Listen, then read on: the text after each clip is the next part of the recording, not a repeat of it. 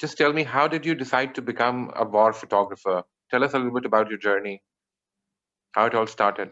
Uh, there's multiple reasons. One of them is I have a lot of war heroes in my family, and who fought in all the major European wars, from World War One and World War Two, and the War of Independence of Indochina, Algeria, and so on. This has been kind of in my blood and my family since I was a kid. And I remember them telling me a lot of these stories of the different war experiences they went through. So that, I think, from a very early stage has planted the seeds of me wanting to become what I am now. Now, in terms of choosing photojournalism, of course, I've always been very attracted towards war, and what other better ways than to experience it firsthand in order to actually know and feel what it's like to be in a conflict. So that was the main, these are the main reasons. And photography was a nice medium for me to connect with my personal preferences in the war side of it. Right. So what does a war photographer do, for any publication, or, when you're building your story? What is the process? Or is there a process? Well, there is, you choose, of course, there are certain stories you want to do because they're important to you for whatever reason that might be. And there are stories you do because they make some money for you. So you have to work a thin line between what can feed you and what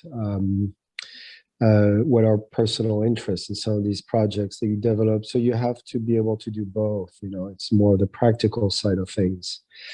I've been lucky because I've had a successful career for almost 20 years now, and mostly doing what I wanted to do, which is kind of my personality to begin with, and developed over the years good relationship with major international editors and being able to provide what I also would like to work on, rather than just people telling me what to do.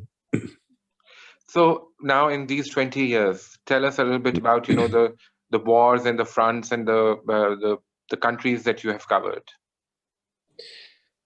So I started my career successfully in about 2004. I mean, I started in 2001, but it took a couple of years before things started really picking up. And Getty Images gave me my first big shot. So with them, I covered multiple conflicts in the South Caucasus, but I also ended up going to cover wars in East Africa.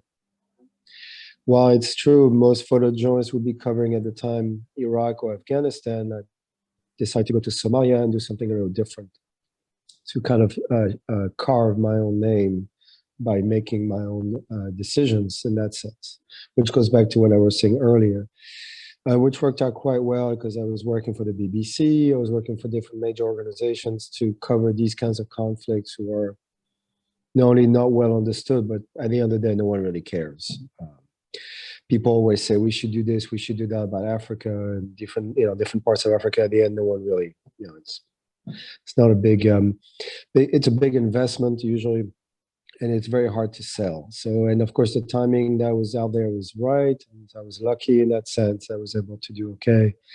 And then I became a little bit more mainstream and covering more mainstream conflicts, like Afghanistan, for example, and Iraq, and Ukraine, and different kinds of wars. The last war I covered was recently. I was covering the war in Armenia, which was that 6-week war last fall, which was a very brutal, very brief, but quite brutal, between Azerbaijan and Armenia. And so this has kept on going. Now, I have been covering also drug wars in South America. This is all more my own personal projects, so it's a more long-term thing. And these are hard to sell usually because South America is a difficult market. And it is not always that much interest. Obviously, COVID changed that in the sense that I covered that extensively in Mexico and in Brazil, France, and US, because it's such a historical moment that obviously made things easier. John, on average, how many snaps do you take before that one photograph which you were able to put forward or include in your portfolio comes out? what does make a good snapshot? Um, I always say the easy part is to take the pictures. The hard part is to get to the contacts and the more logistical side of things to get to an area and cover it. A good picture, in my opinion, is a simple picture. Usually, I don't use wide angles. I used to when I was younger. I stepped away from that pretty quickly. Just good composition, simple and classic, and a bit like a painting, to frame it in such a way that it becomes artistic in that sense. I think this is good too. And to do that, you have to look back into how photojournalism was in the 40s and 50s, even up to the Vietnam War, of having very square frames. It was very perfect. Try to have a very good composition. I think this is mostly what I thrive towards too. I usually don't take that many pictures. I just spent almost 4 weeks on the road covering the migrant crisis between Mexico and the US.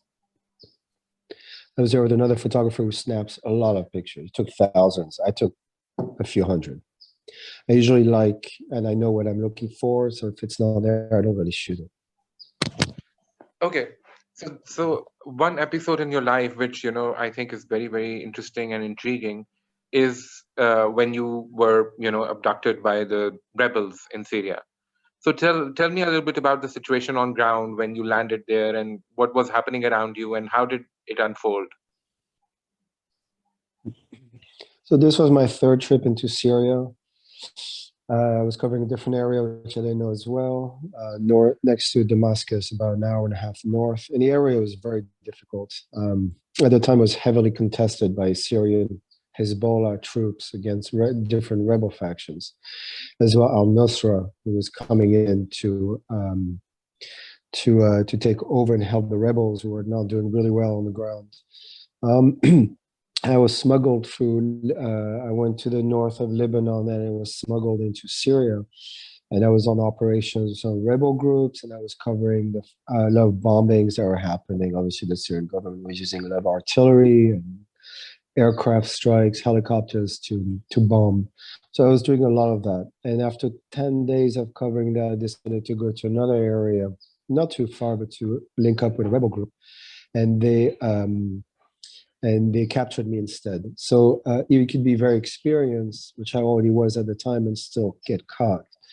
But then it was a trend. Many journalists were kidnapped, some were killed, others released. It was really,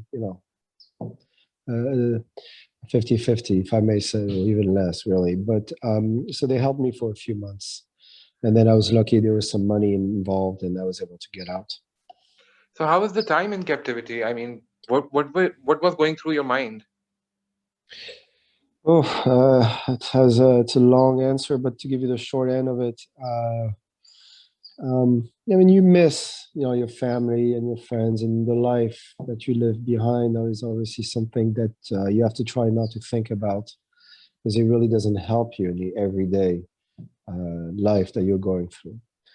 So that was quite difficult. Also, I had to manage the different people I was dealing with. Some were torturing me, others were indifferent to me, others were nice and helping me out. So you had to very quickly sort of figure out who was your friend or not your friend. So once you're able to do that, you can manipulate the situation a little bit and trying to interact more with the people that were nicer to you, maybe get extra food, or maybe not being handcuffed as much, or different um, tiny little things that seem very mundane in a regular life. When you're kidnapped, they're huge. Mm. But not being handcuffed for like 2 hours is a great thing.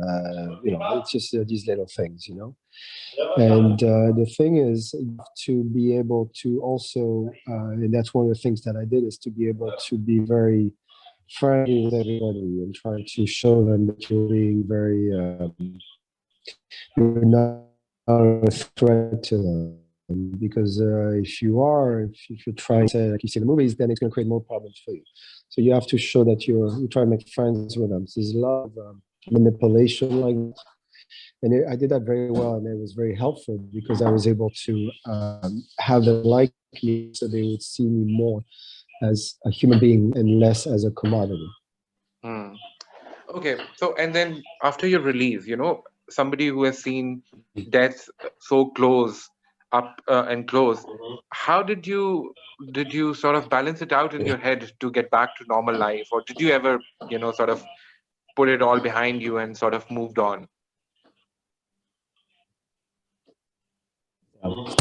So everybody has a different reactions to it. For me, might seem odd to some people. In order to deal with some of these issues, I went right back to war. So basically, I was released in August, and the war in the Ukraine. I mean, all the movements in the Ukraine started in February 2014, so it's a few months after. And I basically spent 2 years covering the war in the Ukraine. And one of the specific things that was quite cathartic for me is because I was captured at a checkpoint.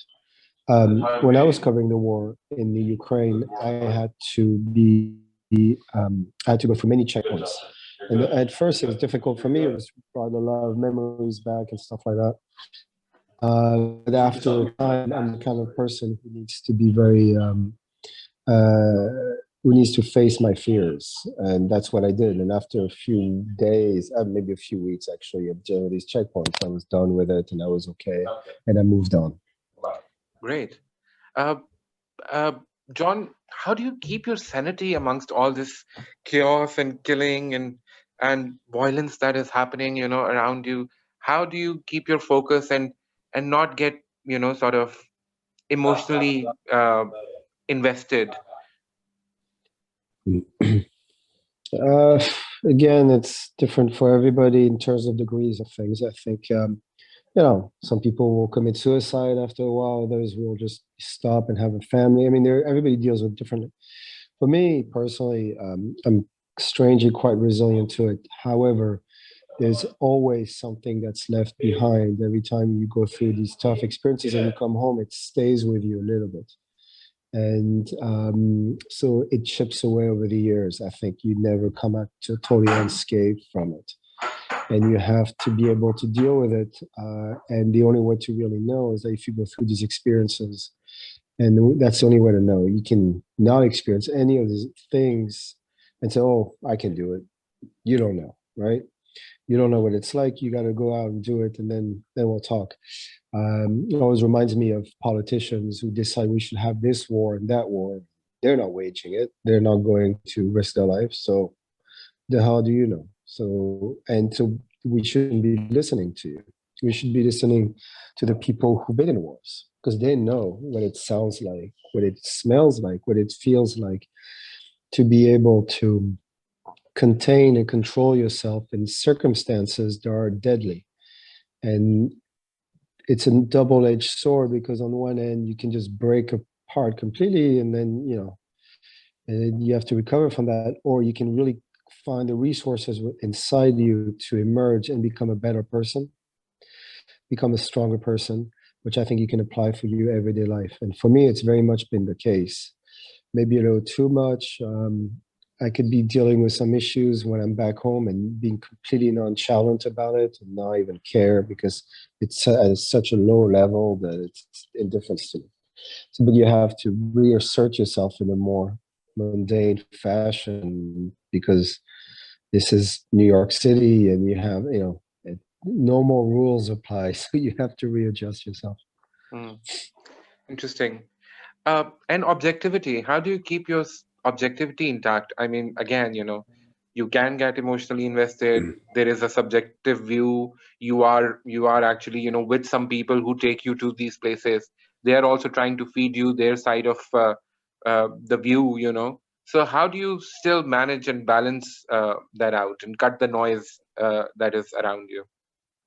Mm. I think it's not possible to be completely neutral. A journalist said they are, it's a lie. They're lying. Or they don't know what they're saying. It's not really possible because of the nature of people. And it's especially true when you're in a war zone. You're covering a war from the side. And even if they're bad people and they're suffering, you still feel sympathy for them because they're fighting or dying. So you cannot emerge out completely neutral by saying, oh, well, it's it comes from the fact that as, let's say, a photojournalist, you should be able to cover both sides, right? So in the Ukraine, I did that, for example. Of course, I'm not supposed to say, well, am I pro-Russian against Russian? That's not for me to say. Now, however, when you're in the field and you're in combat with pro-Russian separatists, you become friends with them. That's normal. They're protecting you, they're feeding you, like you're saying. You're suffering with them. There's no way around it. I think if you had been in the German, if you had covered as a war photographer the German army in Russia, it would have been the same thing. I know that's probably going to shock people, but I know what it's like because I'm in there. And it doesn't matter. The point is, when you put your life on the line, you got to respect that. And because it's always easy to be criticizing this person or that ideology and all that if you're comfortably sitting home. You see what I mean? Hmm. So it's always good to step back and try to be a little bit more, in that case, like you were saying, a little bit more neutral. It's important to understand that neutrality is a bit, we're like historians. We go to a war zone and you cover historical moments between humans and you report that back. Could it be completely neutral? No. That's why you have to do both sides and try to neutralize as much as you can. Historians are not completely neutral either because they're a product of their time and they're studying something that maybe that happened 2,000 years ago. Hmm. It's not so it's not possible. You can get close to it, but not completely. Hmm. Okay, and John, did you ever have a meltdown or a breakdown moment in any of these ventures that you went out for? Not really. I mean, there are times I canceled trips because I didn't had a gut feeling I was not going to come back. So that's the extent of Okay, but I've seen your images. I've looked at your the images that you have been capturing in different assignments, and how and I see that there are very powerful human elements in all your photos. How do you humanize war? because war is part of the great human experience. It is us. War is part of humans. Civilizations, even before we had civilization as we understand it, small groups of people in tribes, they started waging conflict. That's the way we are. I think it's part of our, it's not part of our cortex, part of our brain, but more of our ancient part of our brain that conflict is something that is innate to us. It could take different shapes and forms. It could be full-on wars between nations. It could be protecting your home from someone who comes in to rob you. It could be all kinds of things. These are all connected to that. Therefore, to criticize, it's like people who tell me, "Oh, war is wrong." Yeah, it's like telling me you go outside, it's raining, and you don't have an umbrella, you're going to get wet. Okay, but that doesn't really answer or doesn't help us understand anything. The sad things about war is that, yeah, many people are suffering, people are dying, people are being wasted. That's true. But war is also useful because it's a good reminder of who we are. It's a good reminder of what suffering is. And because people are dying and people are suffering, and the ones who've survived can maybe reevaluate themselves as a civilization or as a individual. Right. And that's when these things happen, these crises, you have to make good out of them. And just to say war is wrong, we shouldn't be having war by itself, that means nothing. And also, and I will add this, which I think many people do not want to see, is history chooses you. You don't get to choose history and say, oh, if I had been German in World War II, I would have fought against the Nazis. No, you wouldn't. You'd have had been in the German army and fought like everyone else. It's easy to say, I'm going to be doing this, I'm going to do that when there's a big crisis. Most people wanted to be free and go to bars and restaurants during COVID, and the people told them to stay home, and they did. So it things happen in that great human experience, and it's forcing you to do certain things that you have no control over. Hmm. The circumstances will decide for you, and I think people need to remember that. Okay. Before we move on to talk about your book, John, one last question on this same trail, and that is, where did you see your bloodiest encounter? Which war do you think, we have seen about 18 of them now. So which war 14, did you think, sorry? 14, 14. 14. So which Yeah, war did you think was like, this was the most gruesome? I think Syria was up there. Uh, Iraq, these two. Right. Okay. Okay. So John, now tell us a little bit about the book. Are you here? Yeah. So tell us a little bit about your Yeah, book. these two.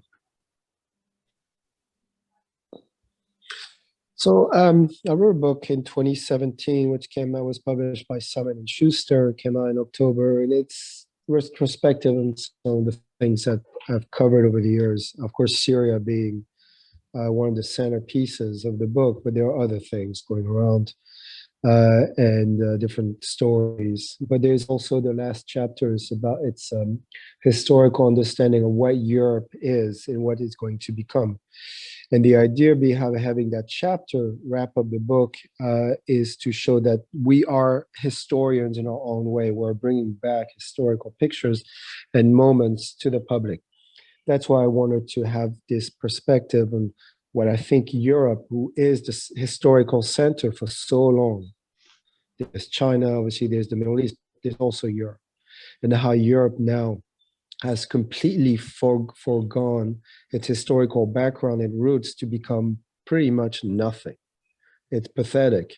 Europe now is an irrelevant part of the world in so many ways. Yeah, it looks pretty. We have beautiful monuments, but that's pretty much what it's become.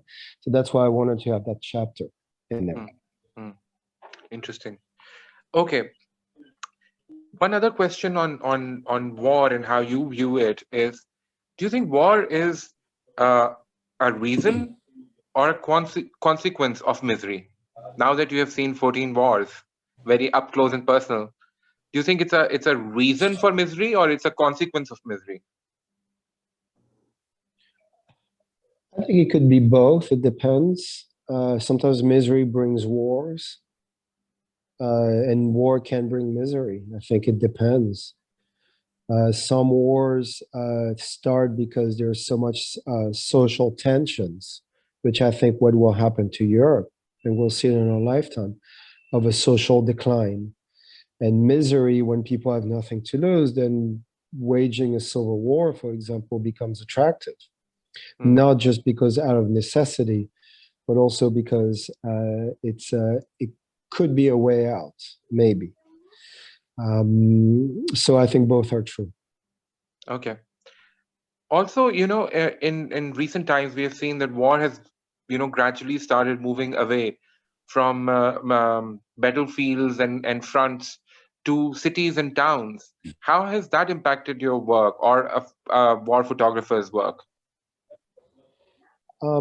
If I understand your question, you mean now we have all, there are so many different kinds of layers of conflicts through the internet, for example. Yeah, And we have these it's, uh, terrorist attacks in big cities of the world, which are otherwise considered, so safe. yeah. So it's true that it's harder to be a photojournalist now. Let's say if you were active in World War II, then it was very easy to take very good pictures because it's a conventional war. It's all there. It's very visual. It's heavy. So now, obviously, covering a war where you have just bombings and stuff like that, it's difficult. Visually, it's hard to express that photographically and build a story around it. That is true. That's why the Ukraine, or even when I was covering the Battle of Mosul in Iraq, it was very visual. It's an urban combat. You have dead civilians, civilians being wounded, soldiers getting killed. There's fighting, so in destruction of buildings. So there's a lot of structure of. It's very rich photographically. Now, obviously, now you have all these asymmetric conflicts, viruses, and that you can't really shoot it. That's part of our world now. It's true. So yeah, I think the heyday of photojournalism was in the 40s, 50s, 60s, 70s. Then it's been on the decline. But I saw an album on your website, No. which is about which is called the COVID album. So tell me a little bit about that. How did that come about, and why did you take Yeah. that up?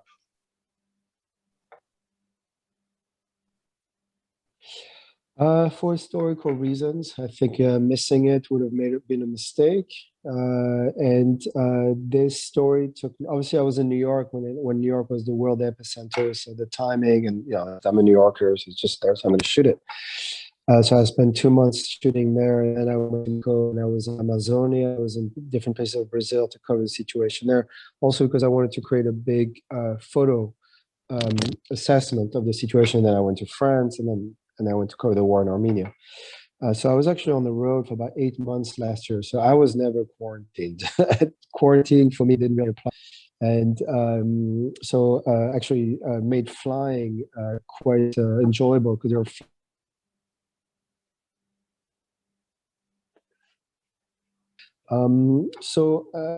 It's just that these are just historical moments and you cover them, and there are others do it, obviously. You could decide not to and go against the current and do something totally different. That could be interesting. But for COVID, I think I needed to do like everyone else in this one. Hmm. Okay. It is also, sometimes we wonder that uh, does war photography make you cynical about the human race in general, or do you still feel that we are inherently good people, as a race, and war is unnatural to us? I think war is very natural to us. I think most people are normal, regular people, of course. But again, that is only a portion of the understanding because, like I was saying before, if there is a war, then you might have to do certain things you wouldn't do otherwise, maybe kill someone or survive. And then you kick in into becoming you get closer to the natural side of your brain. But in regular time, most people are where they are and they want to live, they have a family, and they want to own a house, they want some money, whatever. These are things that have been around forever. So that's nothing new. But the historical circumstances make you change, and war brings the best and or the worst out of each of one of us. Maybe before war, someone was very nice and everything, and becomes a killer, starts killing people Hmm. for whatever reason. So it's also out of your control.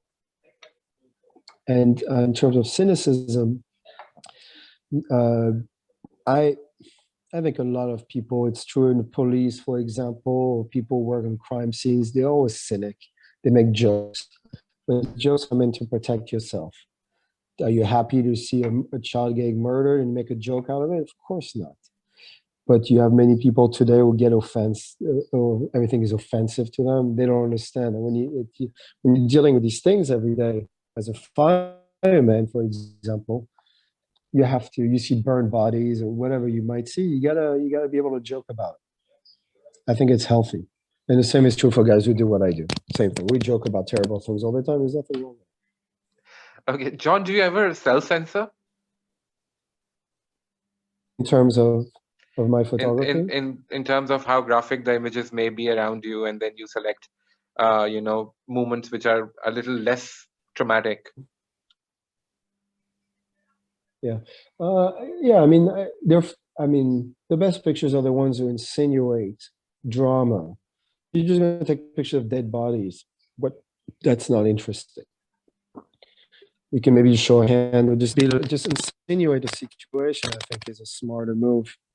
And of course, the very gruesome pictures rarely get published anyway. So you have them in your files in your computer, but that's it. Hmm, hmm.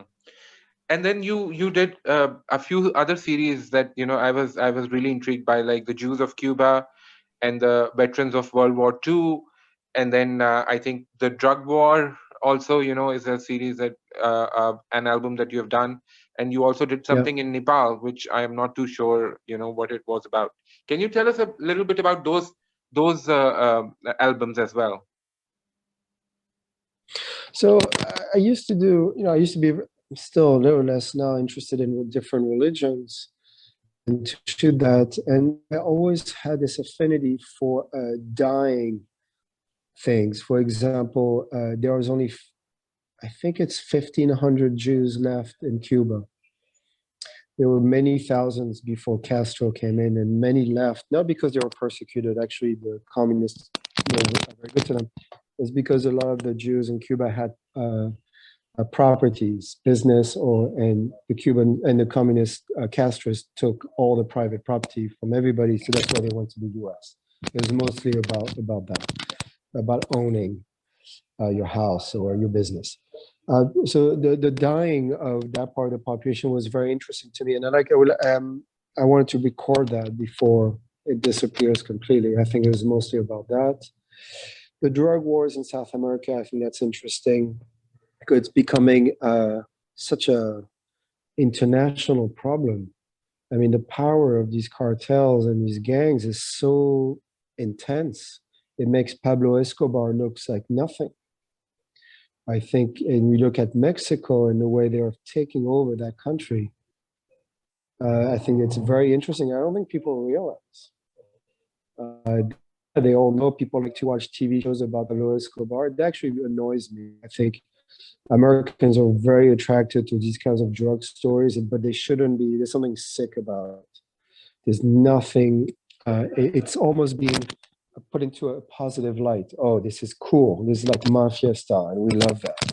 Americans are weird when it comes to that. As a matter of fact, that's something really wrong with them when it comes to that. They should not adulate these people. These are not good people. They kill, they do, they sell things that people, they like to consume. So there's a demand for it. But I'm very interested in that because we live in a society where being a good, decent individual is less and less important as being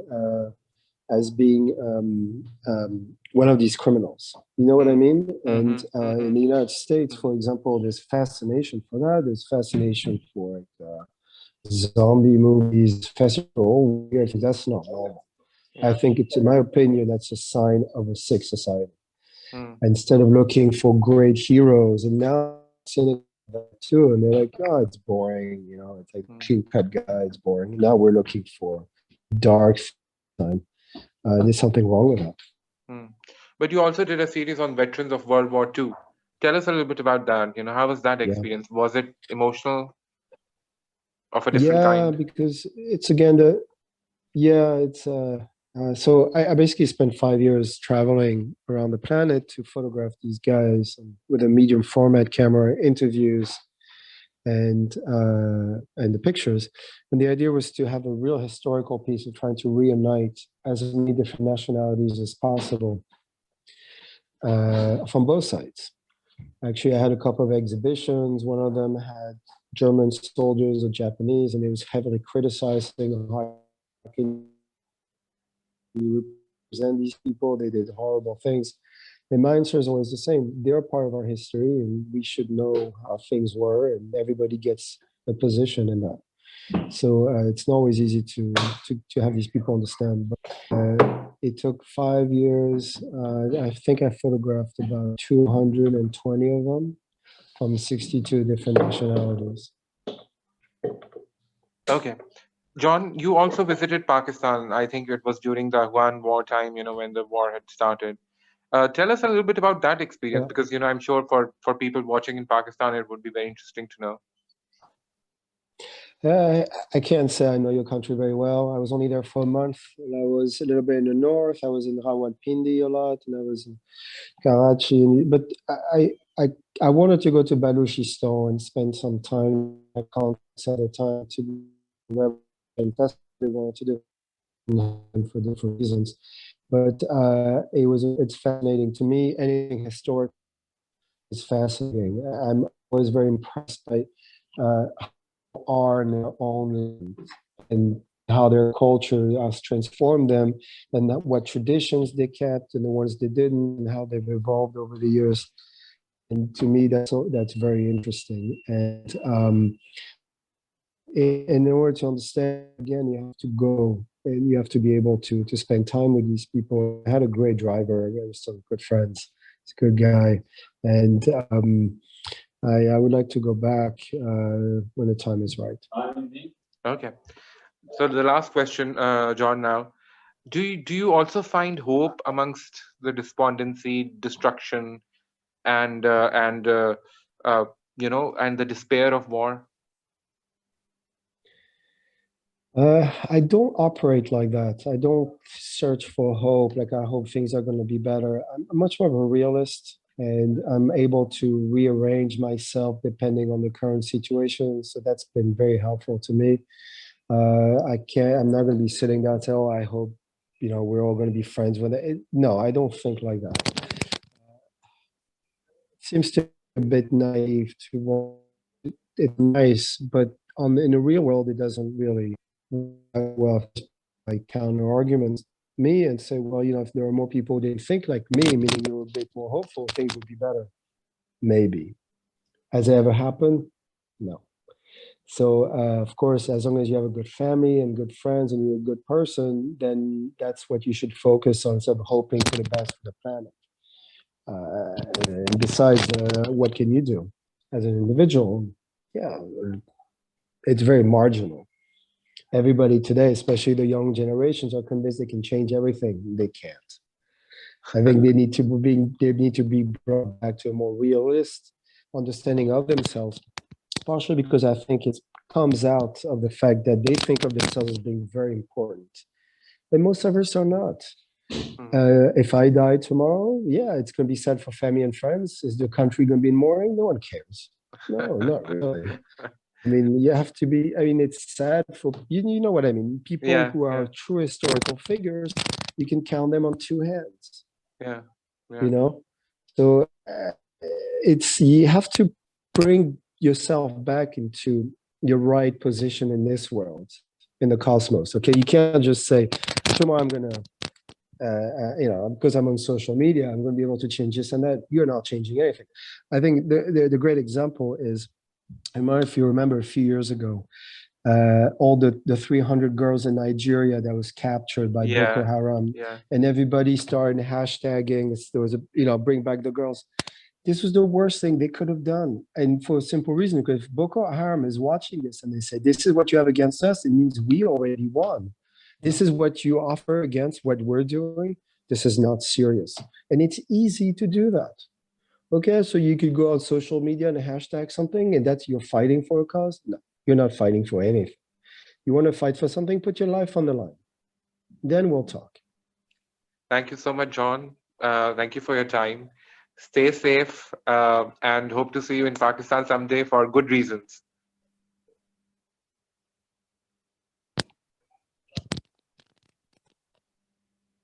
Hello? Are you here? Yeah, yeah, I'm here. I was Yeah, saying can you that, hear me? I thank lost you you. so much Yeah, for your time go and ahead. hope to see you in Pakistan for good reasons in the You're very future. well.